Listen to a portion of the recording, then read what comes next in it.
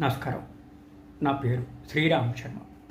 మహారాష్ట్రలోని ఎవరికైనా లేడీకి ఇట్లా మెటర్నిటీ లీవ్ ఇవ్వాలి అంటే కేవలం 2 పిల్లలు వరకే పర్మిషన్. 3వ పిల్ల కంటే మెటర్నిటీ లీవ్ ఇవ్వరు, వేరే బెనిఫిట్స్ ఉండవు.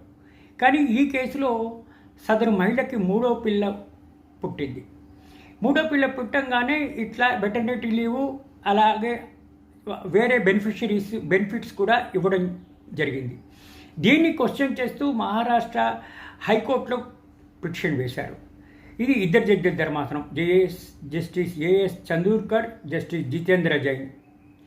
ఇట్లా 3వ పిల్లకు కూడా ఈ విధంగా ఇవ్వడం చాలా తప్పు, అన్యాయం అని చెప్పేసేస్తే తీరా చూస్తే అసలు విషయం ఏంటంటే ఆవిడ విడో, గతంలో మొదటి భర్తతో 2 పిల్లల్ని కంది. ఇది 2వ వివాహం చేసుకుంది, 2వ భర్తతో ఇంకొక పిల్లని కంది. కాబట్టి ఈ రూలు ఈమెకి వర్తించదు అని చెప్పి డిస్మిస్ చేయడం జరిగింది. మొదటి భర్తతో 2 పిల్లలు, 2వ భర్త మొదటి భర్తతో 3వ పిల్ల కనలేదు, 2వ భర్త 2వ వివాహం చేసుకుంది లీగల్గానే. మొదటి భర్త చనిపోయిన తర్వాత అప్పుడు 2వ భర్తతో ఈ పిల్లాన్ని కంది. కాబట్టి ఈ రూలు ఈమెకి వర్తించదు అని డిస్మిస్ చేయడం జరిగింది.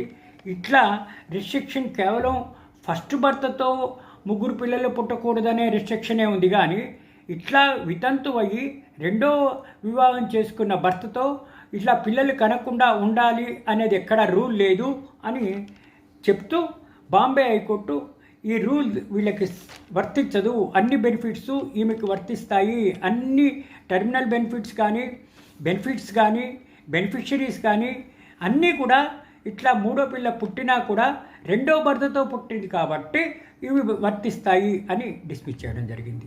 Thank you.